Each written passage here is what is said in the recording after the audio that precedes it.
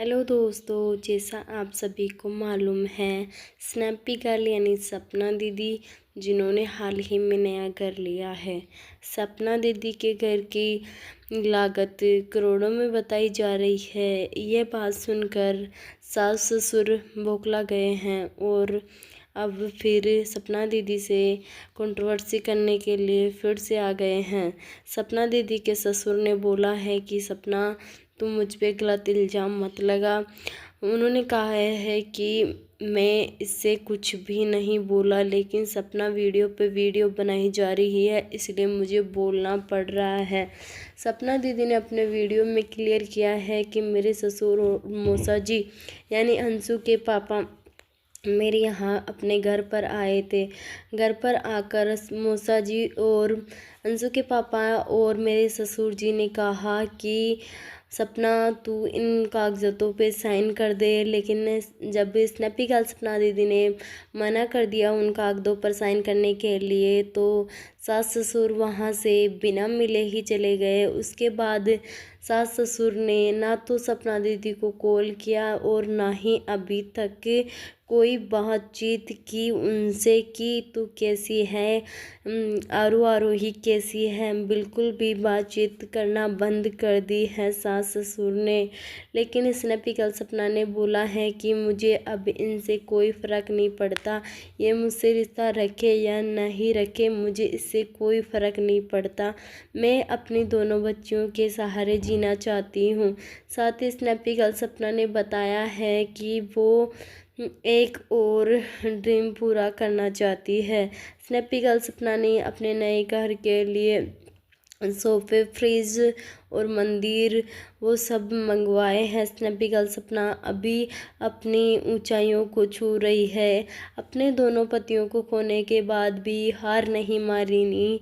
ये proud of की बात है कि एक औरत होते हुए भी सपना दीदी हार नहीं मानी, जबकि अपने दोनों पतियों को खो चुकी थी।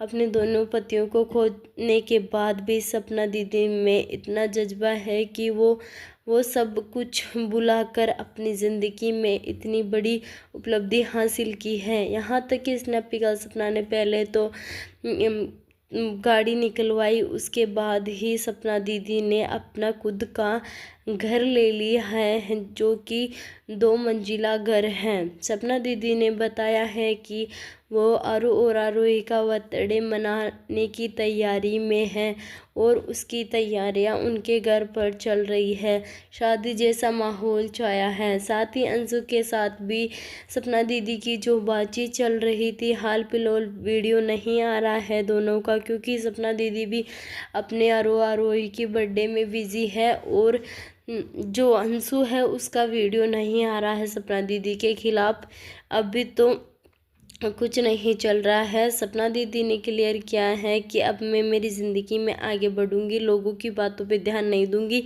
और मैं इनकी बातें सुन सुनकर पहले डिप्रेशन में रहती थी, रोती थी, यहाँ तक कि मेरा सिर फटता था, ऐसे भी बोला है सपना दीदी ने। साथ ही उनके एक वीडियो में मैंने देखा था, सपना दीदी ने बताया था कि उनके पहले पति सूरज जी थे, जो कि सपना दीदी को कुत्तों की जैसे मारते थे। सपना दीदी ने बताया था खुद अपने वीडियो में कि मेरे जो हस्बैंड है वो मुझे मारते थे, लेकिन जो मेरे दादाजी ससुर थे वो भी मुझे बचाने नहीं आते थे, वो मुझे कुत्तों की तरह मारते रहते थे। यहाँ तक कि सास ससुर ने भी कभी भी नहीं बोला कि तू सपना को क्यों मारता है।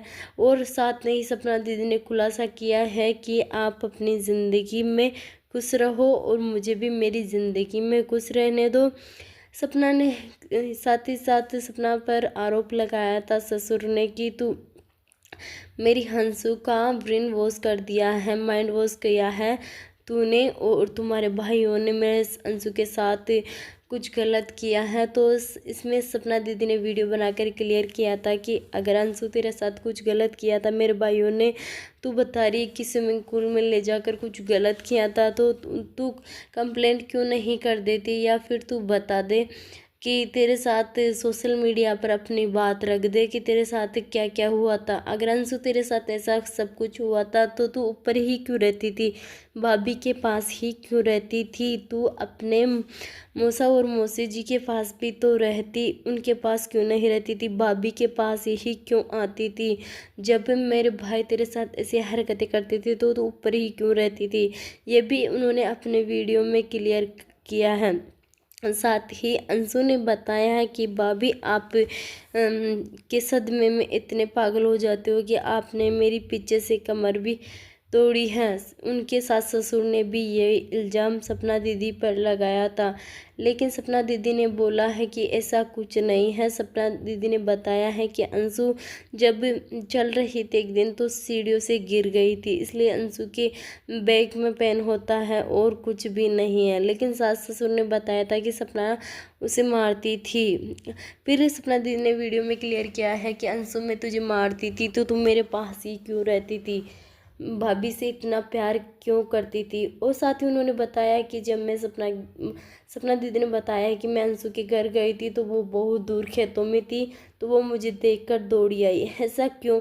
जब मैं उसे मारती थी तो वो मेरे पास इतनी प्यार से क्यों आई, इतना प्यार क्यों करती थी? जब मैं मारती थी तो अपने मौसा जी और मौसा के पास तो नहीं रहती थी।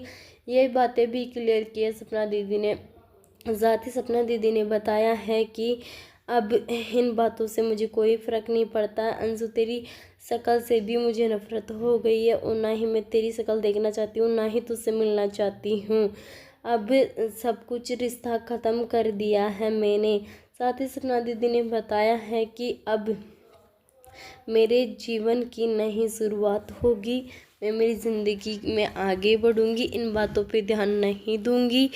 सपना दीदी ने अपने वीडियो में क्लियर किया है कि मेरी दोनों बेटियां, जो कि बहुत ही सुंदर है सपना दीदी की दोनों बेटियां, तो वो उनसे बहुत प्यार करती है। और साथ ही बताया कि अंशु तेरे जैसा नहीं कहेगी मेरी दोनों बेटियां, मुझे पता है मेरी दोनों बेटियां मुझे कैसे रखेगी।